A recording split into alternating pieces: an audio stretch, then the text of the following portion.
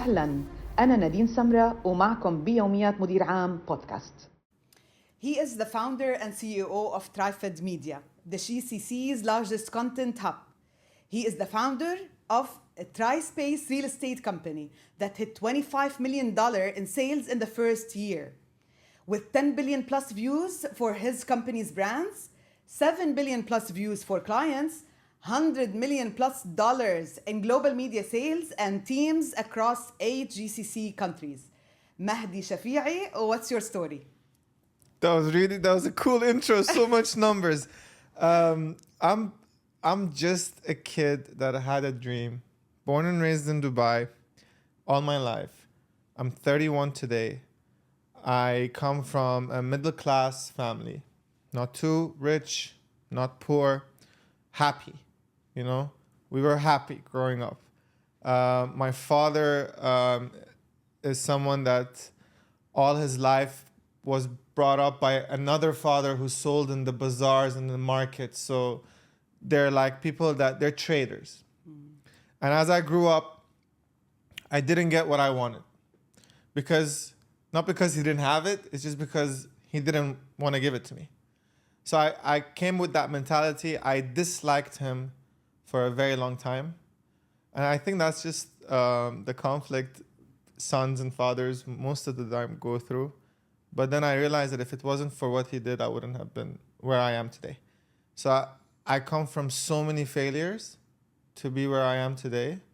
And we launched this idea of supporting creators with content back in 2018. We were very early. We are the first company, agency in the entire United Arab Emirates that tapped into TikTok. I was hosting TikTok workshops in 2018. This is when brands thought TikTok is for kids. And it's not going to be something that, is going to blow up. And I was the first agency to partner up with them. I believed in them. I supported them. And pioneering that allowed us to be where we are today. Today we are 360 Media and Marketing. I am a founder. I like to be inspired by as many people as I can. And I'm not perfect. I just want to learn from as many minds as I could. So I just keep going. I adapt. I believe that the strongest, most creative characteristic of a human is being able to adapt.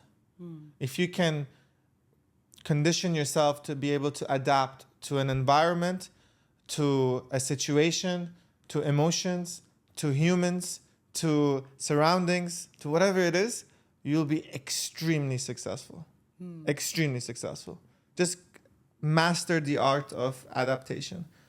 I mastered the art of adapting to Gen Z, which brought me where I am today.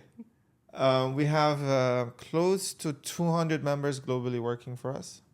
Majority of them are here. And the average age is 23. That means on average they were born in 2002. 2002, yes. That's crazy. Yeah. So this is an overall. The year I graduated from university. Well, see, there we go. I graduated a little bit further than that, but yeah. So they're very young. Of course, they have their pros and cons. Everybody has their pros and cons. The millennial has a pro and con. The boomer has a pro and con. Doesn't matter. But I feel like they understand social media the most today. They understand interest media the most today, and it's shaped by them. Yeah. We just follow. We're followers. So instead of me being a follower, I'm also a believer. I'm not just following them. I'm also believing in the capabilities that they hold. They are the future. And if they tell me to, you need to do this on socials to be able to be seen so it can potentially convert into whatever, I'd be like, sure, let's do it. I'm not going to go like, whatever. No, I'm not going to believe in that because I have my XYZ structure. Structure always changes. So I believe that if you spend an average of 3 to 4 hours on social media per day, every day, as a human being, we do that. Yes. Could be WhatsApp, it could be anything. my whole push is why can't we also be on it to create, to stay relevant, and to push to succeed. Now, success could be monetary, could be recognition, could be sending a message across, could be assisting and helping, could be anything, you know. It's not always money, money, money, money. So if you can keep that in the process, then it will come. Yeah. Yeah. Interesting. You said you're a follower, but at the same time you are a leader. So you are a leader for a large team of young generation that comes with its own challenges. Yeah. There are the good stories. I agree with you. The social media and understanding the social media and how it needs to run. But after all, you have a business that you are running and you need to make money. Yeah. So how does it work for you with handling, let's say, managing Gen Z? So every 10 to 15 Gen Z members have one senior that kind of supports them, glues them together. I don't like to use the word manage. I don't like I don't like to be called sir. I don't like to use words like manage. You can support. Why? When you can support, why manage? These kind of stuff, you know, I try to keep them away. I push. I don't like make sure, like I don't force, I push. So I just change up the names here a little bit, and it works very well. With the Gen Z, the way you communicate with them is extremely important. You should be more of a listener than a talker, because if you listen to them, you can then try to, okay, I understand what you're going through, but also I believe that this is a more professional political way to approach this scenario and situation. They learn so quick. They're so easy to work with when you understand them a little bit better. Also, a lot of people say Gen Z have a lot of problems. I feel like millennials have more problems than Gen Z because they have more responsibilities. The percentage of Gen Z that are married today is probably like, I don't even know the numbers, but I would guess it's 25% of Gen Z today are married in the region. But if you want to look at millennials, I think it's 75% of them are married. So it's not bad being married, but then you might have children, etc., etc. You might have more responsibilities, etc., etc. So that's the mentality and mindset I have. Everyone's good to be there, to be available. But usually the senior members in the company, not necessarily at an older age, more like they've been with the company for longer. So we have like maybe 25 members now that have been with the company for over 5 years. So these 25 each manage at least 10, less maybe, you know, because we need to average it out around that in the company. Okay. And what's their average age, the managers? 31, 32. Okay. I'm one of the oldest members in the company. Yeah? Yeah. Not because I don't want someone like older to be there. It's just that I've tried the approach, but they just think that this is not okay. What is it not okay? Like they think the way things are working out and going along is not supposed to be happening the way they are. But then I'm like, but it's successful. It's working. These are the case studies. This is the receipts. So I'm like, why can't you be able to adapt a little bit more to understanding? We are in such a fast moving industry. It's so fast moving. Yeah, it's crazy. And you want to be stuck in your old norms and ways? It just doesn't work. Okay. It doesn't work. Like the media field and the media industry, yes, TV is still active, very important. I'm not saying it's not, but I'm saying that it's just declining slowly. And sooner than later, it's going to reach to a point where it's no longer going to be as active. That's why you have video on demand, then you have online subscriptions, channels, etc., right? Innovating. So this is the same thing I say to the people that we bring on board. I could have a person that has 15 years of production experience with filmography, right? they come for an interview and they ask for a very high pay, which is fine, respected. They deserve it. But I'm a social media agency, right? So I asked them, I'm like, do you have a TikTok? They're like, no, it's for children. I'm like, okay, cool. So that's fine. I'm sorry, but I wouldn't be, how am I going to be in a position where I can, push? I'm not that. I'm not into that high end. By the way, one interesting thing, and for everyone to know, Dubai Chocolate became Dubai Chocolate because of one viral video on TikTok. Absolutely. Like, it's not even my company. I didn't even work on it. I'm not even the agency. They did an absolutely great job to scale it afterwards. Yeah. But that one viral hit, that 1 in a million chance came from TikTok. Yeah. Not from anywhere else.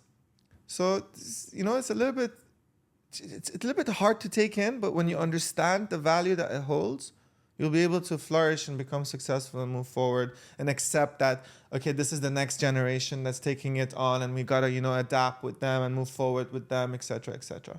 And as much as people think they're not professional, I promise you, they're extremely, they want to be.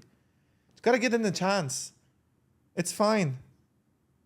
But you have successfully created a great culture within the company as well. I Yeah. mean, that requires a lot of effort, right? So what did you do? What was your secret recipe? I cried in a corner in the toilet. It took time. It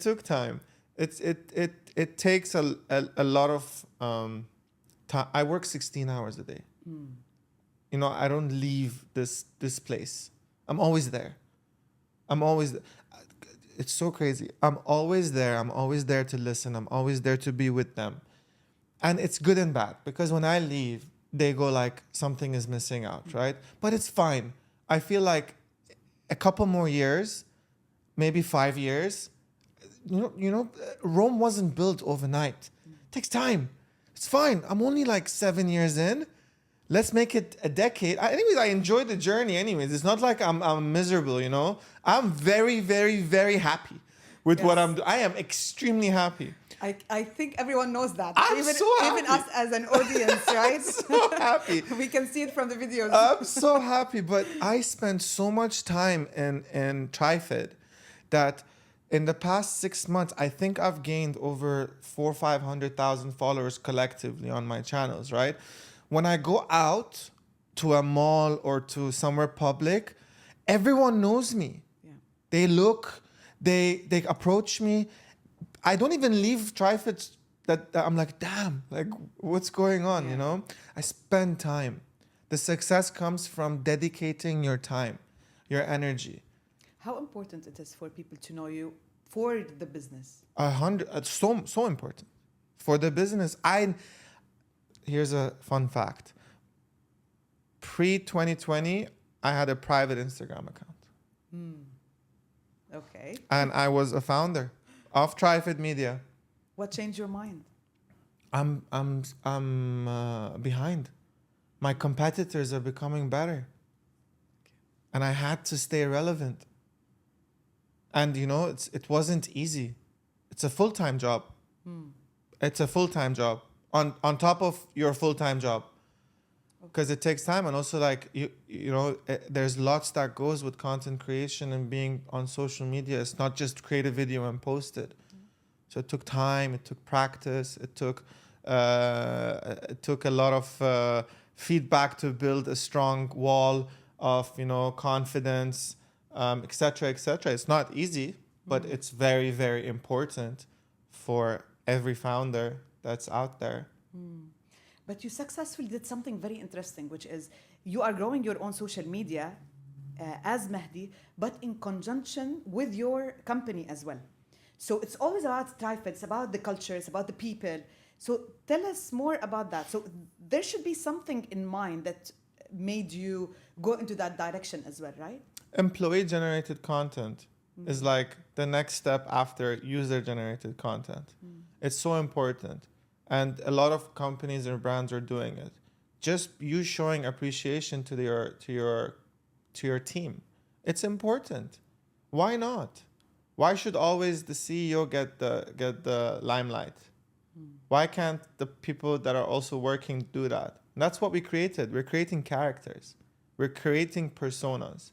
Yes, there is a con. What is the con? The con is if this person gets the reach, they might leave because they might get better opportunities. And it has happened many times where people have just left because of the success they've had with us. But fine, I appreciate it. If I was supposed to be married to every single person on this planet that I'm working with, then the world would be such a beautiful place and a happy place for everyone, right? It's not supposed to last. Not all relationships last. Just cherish it as long as it does and move forward with it. But we created this employee-generated content culture where everybody is okay to be in content. And then you suddenly see someone completely different from who you know in your work culture. Like there's Amani, for example. I don't know if you know Amani, the AI girl, Odd Marketing. Have you seen her? So she's one of the characters we helped build. Today I think she has collectively around 600,000 followers. Just this one. She's a social media manager in the company. You know, she manages social media accounts. We've had so many other cases and examples, and it helps. And look, out of 10 that we support, 3 might leave, but 7 might also get different offers from outside, but they decide to stay because they're just happy. Maybe sometimes, a better monetary offer isn't everything. So what's the benefit from the 7 or the 10 actually before even the 3 leave? Because I'm sure like there's something behind that, right? It's like you are growing your team and you're giving them all the opportunities to grow, but at the same time there's something that's coming back to the company. We target right? the macro so the micro can come to us. So I never target niche. And that's a secret to organic content or organic approaches. Doesn't matter. With organic, you hit the millions, so the very small percentage passionately come to you. You're not paying to pull. You're organically doing what you're doing to potentially pull. But then when that pull comes, the conversion, no matter what the conversion is, could be much higher as opposed to normal. Okay. And the conversion could be hiring a better team. We're known worldwide. Okay. We've worked with 25 countries. We've generated lots and lots of revenue. I have never ran an ad on Trifid Media. Everything we're generating is through organic. Globally, like we have clients from Brazil to Australia, Sydney, to South Africa. It doesn't matter the country. We're working with them. Okay. We get on a daily basis. I think we get 500 to 600 applicants daily apply. Daily. We produce 500 pieces of content daily, every single day, every day. We give out every day across our brands and our clients that we have. And we get approximately 60 to 75 inbound leads daily. That's a huge. Without spending one dirham on ads. Wow. Inbound. And the conversion is good. What's the percentage of content for your own companies or your presence? So we push out at least 50 pieces of content daily across our channels. It's a lot of channels. It's not one channel or one platform. It's a lot of channels, a lot of platforms. And we're not even like 30% covering the platforms available online. It's insane. Like imagine if we do cover 100%. If we are on platforms out, because every platform has its own benefit. Absolutely. Every platform. It's all good. Every platform is good. So why not? Pinterest is good. Trust me, Pinterest. Until now, you think? Pinterest is good. Yeah. Every platform you think of has its benefits when and where it needs to have it. It has its audience. Just have to, be there, be available. Educate and entertain at the same time. Nobody cares about what you always want. People care about what they want. So give that to them. Stop thinking too much about your branding. You know? Tell us more about the education. Yeah, What do you value. mean? Because like if you don't do it, someone else will come and do it. And that's what's happening today. Social media, and I say this all the time, it's no longer social media. Social media was when you had an opportunity to send a friend request, you wanted to get to know someone, you wanted to socialize. Today, people only follow what they're interested in, and they barely socialize anymore. And if it's just sharing reels to their friends here and there on Instagram, haha, ha ha ha, ha ha ha ha ha, like, barely there is conversation going on because you're being fed with so much content. And your attention span is like a cat. 1 second you're here, then you're just like looking everywhere because you don't have that attention span because of the amount of content you're being fed. So, like, how are you gonna compete in this world? You gotta care about how to edutain as much as you can, whenever you can. So you add value, and that's how people come back to you. Add value and entertain them at the same time, Entertainment. because humans want entertainment. Entertainment, yes. Always, no matter what it is. It works so well. Engage with them, talk to them, communicate with them, conversate with them. What about the videos that you create about the interviews? Are they really Okay, so authentic? yeah. They are. I know. I didn't make anything up. Tell us more. That- And where did this idea come from? I The saw. I beginning. was inspired. It's not originally mine. Okay. Like I always get inspired, and there's nothing wrong to be inspired on social media. The idea came from somewhere else. I didn't like wake up in the morning and be like, let me sit in front of the camera and go like, we listen and we don't judge. It was a trend happening in the West. I followed the trend, and luckily I was one of the very first few that did it here in the region. My videos performed better, and then people think I came up with this. There are companies around the globe doing it now. But it's not originally mine. I was inspired by the creator. I really don't know who the real creator is for this. Yeah. Is it the one I got the idea from? Really? Who knows? So, you know what? So I'll tell you more about that, but something interesting. So many times people think that one individual is the original creator of an idea when it really isn't. It could be someone else in another language that's the original creator, and nobody will ever know, and someone just takes us and does it. All I say is that if you are ever in a position to do exactly word by word of what someone else is doing, at least give them the credit. You know, it's like in university when you're taking references, you give your citations, correct? Right. Because otherwise you'll be caught for plagiarism, and that's not okay. It's the same mentality. The things that the team said were all authentic. I never told them to do anything or make anything up. And you know what? So what if... Okay, maybe not in that way.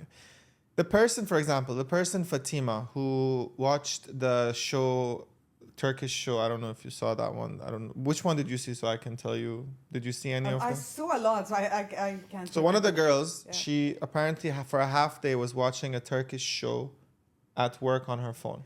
Yes, I saw that. Yeah. So she delivers a lot of influencer campaigns on a monthly basis. Great. Let her enjoy her show. That's your take on this? Yeah. Look, if they weren't delivering or doing what they were supposed to be doing, if they weren't admitting to their failures, if they weren't in a position to want to adapt and learn, if they were stubborn, if they were not doing the work, if they were never on time, there are so many things, right, to be able to consider if the person is okay or if the person is not. It's fine. And did it happen with you that somebody is not okay within your team? Yeah, it does happen. It does happen when people don't blend in. But you know what happens then is that when one person doesn't blend in with the entire team, they themselves pull themselves out automatically. Okay. Because they just don't blend in. They don't feel that they're fit, and it's fine. It's okay with me. Again, I'm not supposed to be married to every single person for the rest of my life. Yeah. If it doesn't happen, it doesn't happen. Inshallah khair, the next person will find their place over here. Okay. I just go with it, you know? It didn't happen that you had like an employee who did not fit in and then you had to let go something. Yeah, It of course. Even like I've had people come and then competitors take them and they accept the jobs. I've had people come and say to me that this person is sick, I have to go back home. 2 days later, they're working for another company. Of course it happens. It happens in every industry. I don't think it's just my company or my industry that this happens in. Of course it happens. But the question is, how do you handle it, or how would you handle it? Inshallah khair, next person, I hope they will be a better performer.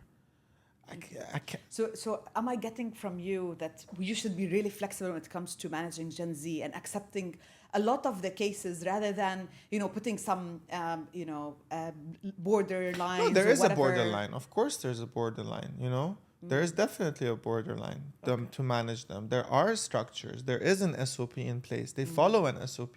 All of that is available. But also you shouldn't have attachment scenarios. Something doesn't happen, doesn't happen. Okay. Someone isn't performing, it's not performing. You know?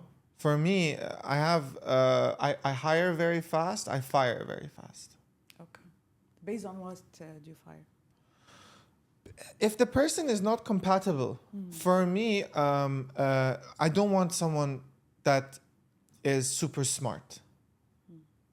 You know? Attitude is the most important thing in the company.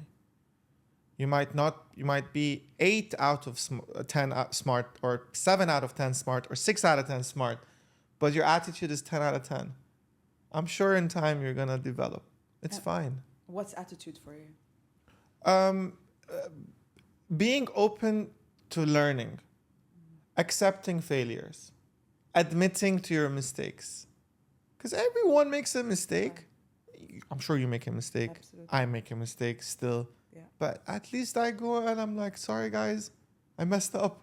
Okay. What can I do to find a solution quick? Right? Even with the hardest, toughest situations, humans make mistakes. It's fine. The person that admits to the mistake, that's a good person. The person that admits that I've made a mistake, now how can I mend it? How can I solve it? How can I find a quick fix to it? Is good. The person that doesn't admit and starts complaining, that's the one you should try to stay away from. I always say, I can never control other people's actions, but what I can control is my actions. So if I see that there is someone that is negative, that is, having this negativity in things that they do, instead of wanting or telling, I stay away. I push myself away. Because I can do that. And it's fine to do that. But, the other way around might sometimes become a little bit of a conflict. Yeah. So I control myself. I'm good at that. I can stay happy. I surround myself with positive energy as much as I can. How important is for you, for the team, to be positive and it's team so members? important. And then I give almost, not every morning, and I'm human too, I'm not a robot, but almost every day I give this kind of motivation to them. I am so loud all the time. And my loudness isn't me shouting. It's more like excitement. I'm loud. And as much as today, one of my team, one of my HR, I came in the morning and I'm like, hey guys, how's it going? I'm just like, whatever. It was like 9:15 in the morning. And then I overheard her say to one of the other girls, Mahdi is like the feeling after a cold shower. I'm like, what does that mean? Like, what do you mean I'm the feeling? Like, when you go under a cold shower and you come back and you're like, I'm like, yeah, great. Good to know. She said it's a good thing, so I hope it stays that way. Yeah. Yeah. Amazing. It helps a lot. Yeah. It's so much better than like a dull person. Look, I am extremely serious. I am very professional. I literally live on hourly targets, personally. My team, the ones that like to be managed, live on daily targets. The ones that want a little bit more flexibility weekly, and some live on monthly targets, right? When I say live, I mean work in the company with the organization. I do it on hourly. I have hourly numbers in my head. So when clock is ticking, I need to achieve X, Y, Z. I have those numbers. Those are to me, for me. It could be monetary, it could be non-monetary. It doesn't matter. And I have, with myself, which has helped me so much in my life to achieve what I've achieved till today, us as humans, no matter you're a leader or you're a follower, it doesn't matter. And it's okay to be both. It's fine. There's nothing wrong with that. We have the capabilities of making a set number of decisions per day, per 16 hours if we're awake for 16 hours. From the moment we wake up in the morning, we're making a decision. The decision could be, should I check my phone or should I go to the bathroom? Decision as simple as that. Decision should be, should I wear this t-shirt or should I wear that t-shirt? That's a decision. I think as humans, we can make 200 productive decisions in a day. After 200, our battery line starts going lower and lower and lower. And by 9 p.m., if we've made 400, 500 decisions, your power of decision making drops. And not power, the efficiency drops. So try to make better decisions earlier in the day as you go forward, because it really helps. Yeah. That's why they say if you're in trouble or if you're facing difficulties about certain things, sleep on it. That's where sleep on it came from. You know, sleep on it. Tomorrow morning when you wake up, you're fresh. You can make a better decision. So I live by it. I live every day. I live by it. And every decision I take, it has helped me delegate as well as a leader, as who I am in the position I am with the decisions I make. So whenever the Gen Z come to me for questions, before they even ask me, and now they know it so well, at least the team that has been there with me, I'm like, did you ask the 5 W's? And then they go like, 5 W's. I'm like, yeah, who, what, where, when, how. Don't ask me how is the W, but it is, whatever. Have you asked? Can you answer 3 of them? And then they say, yeah, we can. I'm like, okay. Like, bye. I don't even involve myself. Okay. Yeah? Delegate. If it goes wrong, make sure it doesn't happen again. And if it does happen again, take action. Whatever the action could be, whatever the consequence could be. How else are you going to scale? How else are you going to grow? You have limited hours in a day. You have to do it. You have to delegate. With delegation, your decisions lessen. And out of those delegations, if you find 1 or 2 individuals that can properly manage, now you have, an opportunity to grow a little bit more. And out of 10 people, usually 2 are good in decision making. The other 8 that are not doesn't mean that there's something wrong with them. No, I strongly believe that it just could be, it's not for them. It's not meant for them. They could be better somewhere else. They could be 10 times better than what I'm doing somewhere else. Maybe it's not meant for them. So if you're not going to blend in, doesn't mean you're incapable. Right. So it's not your time. It's not for you. What is for you will come. Believe in a utopia. We're all here because of a utopia. If it was meant to happen, it will happen. Trust me. You're comfortable with giving numbers. You're so comfortable. Yeah. Like even I remember one of the first videos that I saw of you long back. It was about talking to one of your salespeople and highlighting how much money he made on a day or a month, something like this. I was like, okay, that's new. So tell me more about that, because most of the question comes from the idea is that most of the people are worried about talking about their resources, how good they are, how much they make money. All of these things, they are considered company private information per se. So you are completely the opposite. I am not completely open about company information, but if someone salesperson has closed 100,000 dirhams in sales, I ask them, are you okay? They're like, yeah. I'm like, okay, let me share. Are you okay if I share your commission? Sure. I praise them. So you look at it as praising. Of course. What else am I going to look at it? Yeah, There has been times where I shared numbers, for instance, and then someone else came and took that person away from me. Okay, if this person is going to leave because of something like this, I'd rather have them leave today than tomorrow for another reason. It's fine. It's okay. Would this mindset change though? Like after several attempts, let's say you've shared 3-4 times about your employees, and then these employees If move. it's there, it's there. Would you think? No. No. It won't change. No. Why would it? The only time it would change is if I'm really harming someone. If I'm affecting someone in any way, I'll stop doing it. But I don't think I am. We're inspiring more people to be able to be believers that they can achieve as opposed to none. Yeah. So why not? It's a good thing. If it's a bad thing, and if I'm told it's a bad thing, negative thing, and that negativity is something that is standard, you know, it's not like an opinion. Opinion is always there with everything and everyone. Everyone has an opinion. My take on negativity is if I'm damaging someone or something, I would immediately take action on it. But my content is checked by 3 to 4 people before it goes live. So it's not something I just think and go like post. Yeah. You know, especially the more that we're growing, the more we have to be cautious about what we put out there because, you know, it's important. And I care a lot about it. I don't want to affect anyone in a negative manner for any reason.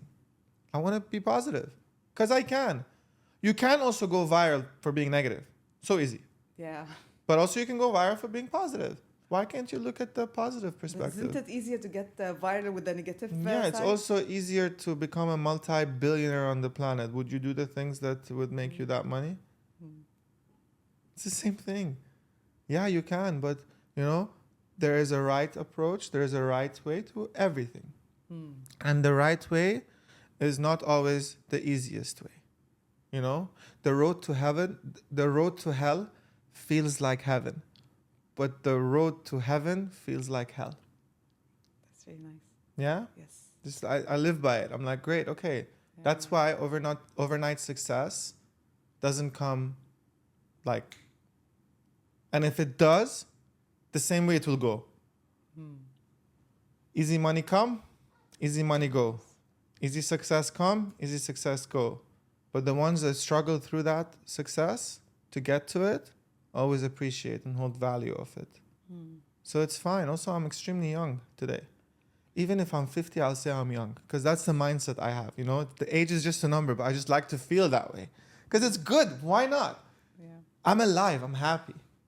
Gary Vee is one of my biggest mentors, and he always says, you've had a 1 to trillion chance of being alive. Stop complaining.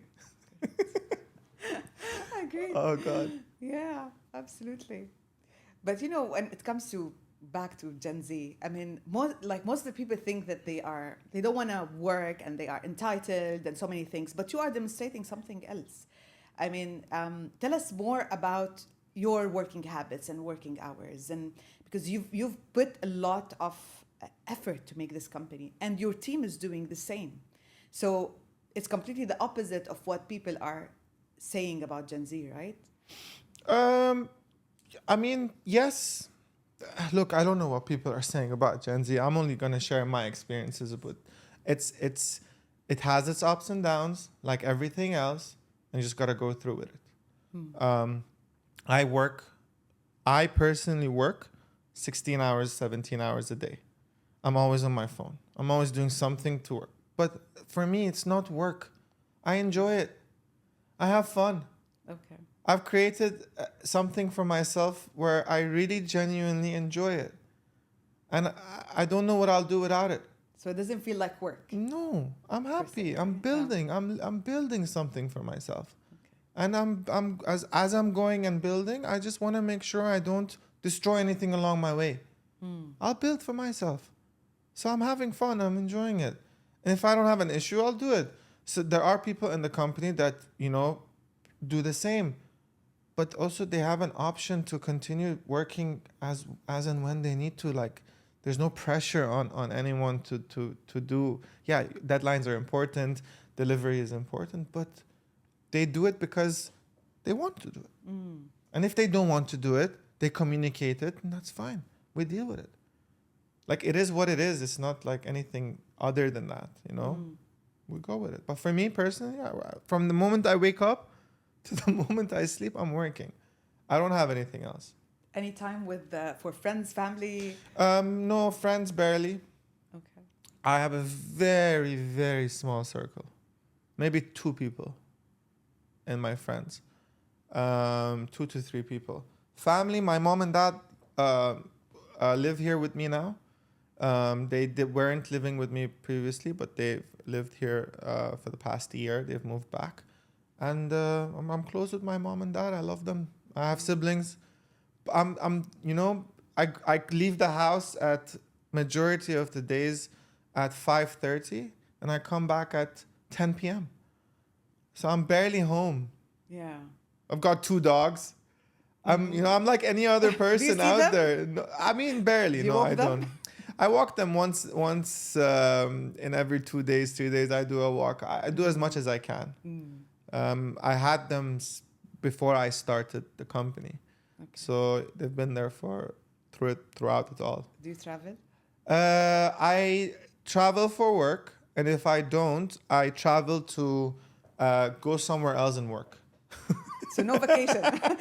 that's where I'm hitting. Literally, I like skiing. I went skiing 2 months ago, and I was working on the rails up. Like every time we had 20 minutes to go up, work, come down, work. I enjoy it. I love it. It's Okay. it's me for me. Okay. I don't see why not.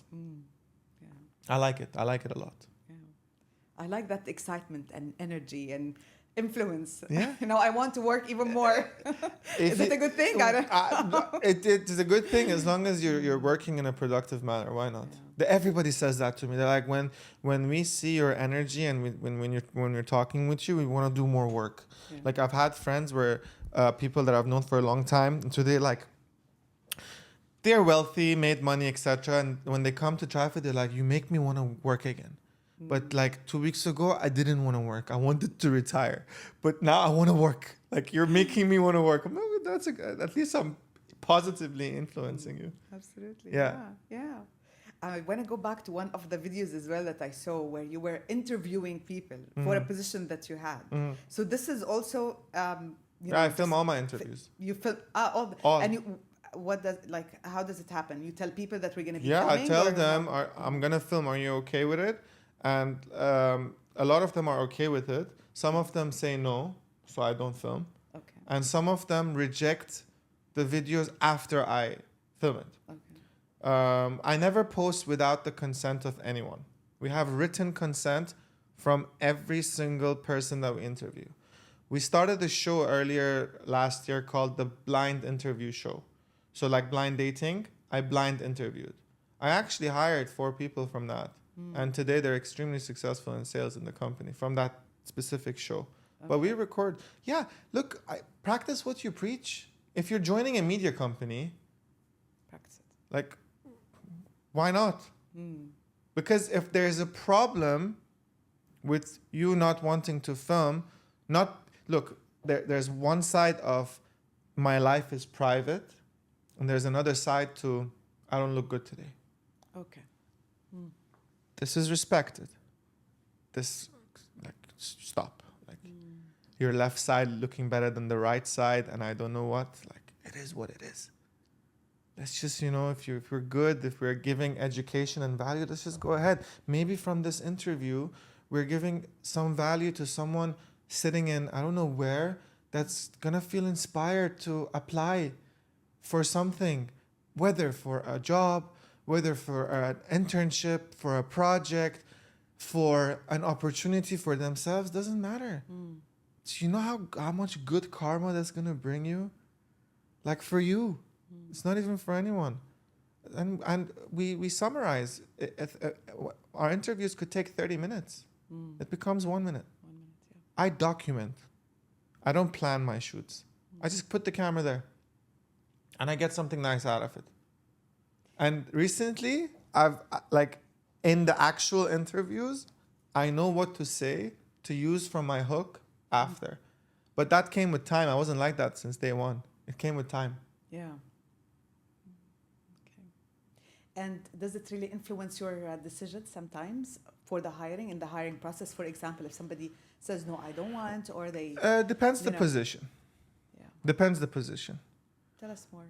Like, How? for example, right? If you're a salesperson, then I would, it does affect my decision. You're selling it. Like, you know, tomorrow you're going to be selling it. How are you going to sell something that you don't believe in? It's like an Apple salesperson that uses a Samsung. Okay. How does that make any sense? It doesn't, right? Yeah. Or maybe it does, but it's not as productive and efficient. There's nothing wrong with them. They're respected, but they're just not for the position or the field. I want to surround myself with winners. I like to surround myself with winners. I want to have people in my team that are better than me. Because then I can at least look forward to beating someone in anything. Why not? So come and be that person that wants to win, and let's win together. Not the person that doesn't want to win for any specific reason. As a salesperson, that's not the mindset you want. In both companies, real estate, media, doesn't matter. Both companies. I feel your focus is more, I don't know, I'm just getting that, is more on the media side. Is it true? Yes and no. The real estate is a very new company. It started in January 2024. Okay. It's building. And now we're building it. We have around close to 15 agents. It keeps going, coming back, going. It's a new industry for me. Okay. It's not the same as media. And I'm still adapting with the people. So I might not post as much content, but I'm very much as involved with them as much as I can. And you operate from the same place? No. They have locations? a different location, but they do come to Trifid a lot to shoot content. Because that's the content hub, right? And that's why we started the real estate company. We started it because real estate is marketing. You are connecting the end user with the project or whatever the product is. And majority of the times it's the top developers that own those projects. You don't own the project majority of the times. So you need this middleman, and this middleman needs to market. And what's marketing? Content, socials, ads, etc. So we had a lot of companies approach us, pay us, very good cash flows. And then in my head, I'm like, damn, like, how can you afford to pay this much to me as an agency? What's happening? Then when I went in and I realized that the marketing efforts we're putting in for them is bringing them so many leads that they're making extreme amounts of income through their commissions. Right. So I'm like, let me start. Opportunity. Let me start. I started, and I started it with, so my partner in the company, he's not as involved, which is fine. I've asked him not to be, and he said, okay, sure, Mahdi, no problem. He's always been my biggest supporter in companies, is Tawfiq Krediya. He's the owner of Brands for Less. Yeah, so he invested in Trifid when we started. He was my client before Trifid. I used to sell him magazine ads. Okay. Yeah. So when I was like 23, I used to sell him ads. And then I pitched him the idea of Trifid. He believed in it. He said, let's do it. We did it. And then we parted ways on very good terms. And then I asked him, you need to go on TikTok in the year 2022, I think. He did. Today he has millions. He's probably one of the hardest working people I know. Extremely hard working, very smart, humble, and I've always looked up to him. Always. So when I started the company, I went to him like, I don't want anything. I just want to thank you. Just be with me. Just be there. Would you accept? Like literally I told him like, listen, I don't want anything. I just want you to be there, and I want to show my gratitude for believing in a 23-year-old Mahdi one day. You did. So here's what I can offer back. I would really appreciate if you take it. He said, Mahdi, it would be my pleasure. So he did that. And then we see each other once in a while. We talk to each other. We're a very good relationship. So he's the man that inspired me. That's amazing. I mean, how you can create opportunities just because of your hard work. How people would see something in you because you are hard worker, you have a vision, you have the attitude, the energy, and then they will decide that they want to support you because of who you are. Yeah. No, he believed in me since day one. He believed in me, and if it wasn't for him, I wouldn't have gotten the initial starting point for Trifid. It was really because of him and his partner at the time. So I really appreciate everything he's done. Yeah. I loved our conversation. Okay. I really don't want to end the podcast for today. I still have plenty of questions, but I'll keep it for you for the next time. Thank you so much, Mahdi. Thanks for having me. It was inspiring. I never expected less. It was a lovely conversation with you. I think we got a lot of interesting stories from you today. And I am so excited about people to listen to this I hope so. podcast. I hope the Arabs understand. If they don't, then, They would. Definitely. Yeah. Subtitles. So I will do that, I myself always say separate Arabic and English, but you never know. Let's see how it goes. Yeah. I hope it works. I'll have the subtitles for sure, yeah. No problem. Thank you so much. Thanks for having me. Have a good day.